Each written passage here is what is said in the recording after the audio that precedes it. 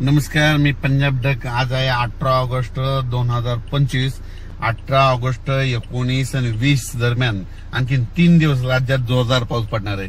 आज सांगायचं झालं तर आज 18ला तुम्हाला एक सांगू इच्छितो, लातूर जिल्हा, धाराशिव जिल्हा, बीड जिल्हा, सातारा सांगली, कोल्हापूर, सोलापूर, कुडाळ सगळीकडे म्हणजे आता हे पाऊस सुरू होईल आणि पुण्याकडे देखील आज पाऊस सुरू होणार आहे म्हणून हे अंदाज लक्षात.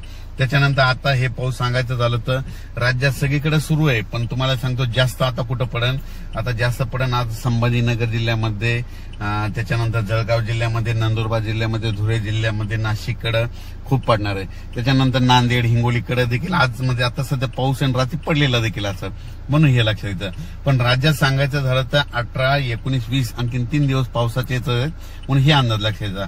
आजचा मात्र जरा जोराचा पाऊस पडणार आहे, रात्री आणखीन याची स्पीड वाढणार आहे म्हणून हे लक्षात येतं. दुपारनंतर एकदा पाऊस आणखीन परत काय होईल, थोडं एकदा ऊन पडेल आणि पुन्हा रात्रीच्या परत पावसाचं आगमन होईल म्हणून हे अंदाज लक्षात येतं. पण राज्याच्या शेतकऱ्याला सांगू इच्छितो की हा पाऊस असा का करायला, म्हणजे इतका अचानक इतका कमी वेळात जास्त कशामुळे पडायला. मी पहिल्यापासूनच म्हणलं होतं की प्रतीचं वाढतं तापमान ग्लोबल वॉर्मिंगमुळे काय झालं, त्या तापमानामध्ये वाढ व्हायली. तापमान वाढलं की गरमी वाढली की हवेचे कमी दाब तयार होतात, लगेच बाष्प खेचले जाते म्हणून महाराष्ट्रामध्ये पाऊस वाढायला. आणि हे कमी करायचं असं की अति मुसळधार पाऊस कमी करायचा असेल तर झाडं लावा लागतील. झाडं लावा, पृथ्वीचं तापमान करा. पण शेतकऱ्याला सांगू इच्छितो की शेतकऱ्यासाठी आनंदाची बातमी, 21 ऑगस्ट पासून 21 ऑगस्ट, 22, 23, 24, 25 तारखेपर्यंत चांगला पाऊस कमी होणार आहे. पावसाचा जोर ओसरणार आहे. सूर्यदर्शन देखील होणार आहे. पोळ्याला देखील सूर्यदर्शन होणार आहे. फक्त काय असं आहे तुम्हाला सांगू इच्छितो, जर 21 तारखेला पाऊस उघडला तर कधी मध्ये काय होतं, ह्या त्या 5-6 दिवसामध्ये स्थानिक वातावरण तयार होऊन काय असतं, पाऊस पडतो म्हणून हे लक्षात घ्यायचं. राज्यामध्ये आणखीन जवळपास मी म्हटलं होतं ना की विदर्भामध्ये जास्त पाऊस पडणार आहे, तर त्याच्यानंतर खडकपूर्णाचं पाणी सोडावं लागेल. तर खडकपूर्णाचं पाणी सोडलं. खडकपूर्णाचं पाणी येलदरीला येणार होतं, तर येलदरी धरणाचे दरवाजे उघडावे लागतील, तर येलदरीचं काल पाणी सुटलं. त्याच्यानंतर येलदरीचं पाणी सिद्धेश्वरमध्ये जाते म्हणून सिद्धेश्वर धरणाचं देखील पाणी सोडलं. जायकवाडीचं देखील आता काय होणार आहे, समजा उद्याचा पाऊस म्हणजे आज 18चा पाऊस तुम्हाला सांगतो, 18 ऑगस्ट 19, 20 नाशिक जिल्हा, धुळे जिल्हा, नंदुरबार जिल्हा, इगतपुरी, मुंबई म्हणजे ह्या 3 दिवसाचा, जळगाव, पुन्हा चाळीसगाव, यावल, रावेर म्हणजे सांगायचं झालं तर भुसावळ, हे सगळीकडे म्हणजे जळगाव जिल्ह्यामध्ये संपूर्ण तालुक्यामध्ये. मी म्हटलं होतं ना, थोडे शेतकऱ्यांना फक्त थांबा, तुमची पाण्याची टेबल ह्या 22 तारखेपर्यंत तुमच्या इकडून भरून जातील. तुमच्या जळगाव जिल्हा झालं, नंदुरबार झालं, धुळे जिल्हा झालं, 450 ते 500 मिलीमीटर ह्या 8 दिवसामध्ये पाऊस पडेल असं मी सांगितलं होतं. तर मागच्या याच्यात झाला होता 178 मिलीमीटर पाऊस पडला होता, तर आता जवळपास 200-250 झाला असं.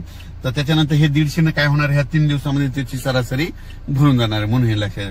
त्याच्यानंतर हे मध्ये एक संकेत दिला. आणि तुम्ही ह्या पाऊस यायच्या अगोदर तुम्हाला सांगितलं होतं की तुम्ही बघा महाराष्ट्रामध्ये सगळ्याला सांगितलं होतं, ज्या ठिकाणी असं तांबडा आभाळ खूप होईल त्या ठिकाणी तुम्हाला सांगतो की कम्प्लीट 72 घंटात म्हणजे 48 तासात 72 तासात 3 दिवसात पाऊस होतो. आणि तुम्ही बघा ज्या ठिकाणी शेतकऱ्यांनी पाहिलं देखील खूप तांबडा आभाळ झालं होतं. म्हणजे निसर्ग तुम्हाला अंदाज देतो. भविष्यात सांगतो, तुम्हाला सांगतो, हे मोबाईल, हे रेडिओ तुम्ही बघा, हे तंत्रज्ञान कालांतरानं कधी बंद होऊ शकतं. हे बंद पडल्याच्या नंतर शेतकऱ्याला अंदाज कोण देईल. तर तुम्हाला सांगतो, हे सगळं जरी बंद न पडलं ना, हे निसर्गाचं एक झाड पाऊस सांगतो, एक प्राणी सांगतो म्हणून हे लक्षात येतं. म्हणून यापुढे जरा निसर्गाची काळजी घ्या, निसर्गावर प्रेम करा, झाडं लावा. झाडं लावल्याच्या नंतर पाऊस रिमझिम पडतो हे म्हणून माहित असं सांगितलं. राज्यामध्ये आणखीन 3 दिवस पाऊस आहे. 18 ऑगस्ट, 19 ऑगस्ट, 20 ऑगस्ट. पुण्याला देखील खूप पडणार आहे. मुंबईकरांनी सतर्क करायचं, पुणेकरांनी सतर्क करायचं. त्याच्यानंतर पुण्याकडे खूप पाऊस पडल्यामुळे काय होणार आहे, त्या खडकवासला धरणाला परत पाणी सोडावं लागणार आहे, कारण की तिकडे देखील खूप पडणार आहे म्हणून हे लक्षात घ्यायचं. त्याचं पाणी कोल्हापूर तिकडे सांगलीकडे जातं, त्याच्यामुळे त्यांनी देखील सतर्क राहायचं म्हणून हे तुम्हाला सांगतो. मुंबई, पुणे, नाशिक, इगतपुरी, नंदुरबार जिल्हा. आणि हे पाऊस झाल्याच्या नंतर तुमचे जर नातेवाईक गुजरातला असेल तर त्यांना देखील कल्पना द्या, तुमच्या इकडे 20, 21, 22च्या दरम्यान तुमच्या इकडे देखील अतिवृष्टी होणार आहे. म्हणजे आपल्या महाराष्ट्रापेक्षा जास्त पडणार आहे पाऊस म्हणून हे लक्षात.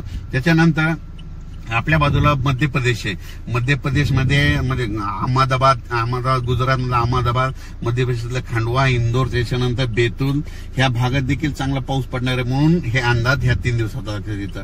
त्याच्यानंतर आंध्र प्रदेशमध्ये देखील खूप पाऊस पडणार आहे, कर्नाटकमध्ये देखील खूप पाऊस पडणार आहे, तेलंगणात देखील खूप पडणार आहे. म्हणजे सांगायचं झालं तर हा सगळीकडेच पाऊस पडणार आहे, म्हणून हे लक्षात येतं. त्याच्यानंतर 21 तारखेपासून मात्र पावसाचा जोर ओसरणार आहे, म्हणून हा अंदाज लक्षात येतं. अचानक वातावरणात बदल झाला तर उद्या लगेच एक मेसेज दिला जाईल. धन्यवाद. तसेच ज्या ठिकाणी अतिमुसळधार पाऊस पडला, रानं खडून गेलेत, याची काय करायला पाहिजे, तुम्ही काय करायचं, आपले जे तलाठी येतं, ग्रामसेवक येतं आणि तुमच्या भागातले तहसीलदार साहेब, त्यांना भेटून काय करायचं, पाहणी करायची. पण तुम्हाला सांगतो, ते खडून गेल्याची पाहणी केली, ते जर केल्याच्या नंतर मग ते तुम्हाला थोडीफार मदत भेटेल नसं न भेटेल, पण त्यांना सांगणं गरजेचं आहे. म्हणून माझी विनंती की त्यांना कळविणे गरजेचं आहे, आमच्या भागामध्ये खूप पाऊस पडला म्हणून. आणि शासनाला माझी विनंती, पंजाब डकच्या मार्फत मी विनंती करतो शेतकऱ्यामार्फत, की खूप म्हणजे शेतकऱ्याचा हाताशी तोंडाशी आलेला घात म्हणजे निघून गेला, कमीत कमी काहीतरी त्यांना मदत करावी, माझी एक विनंती आहे. अचानक वातावरणात बदल झाला की लगेच उद्या एक मेसेज दिला जाईल.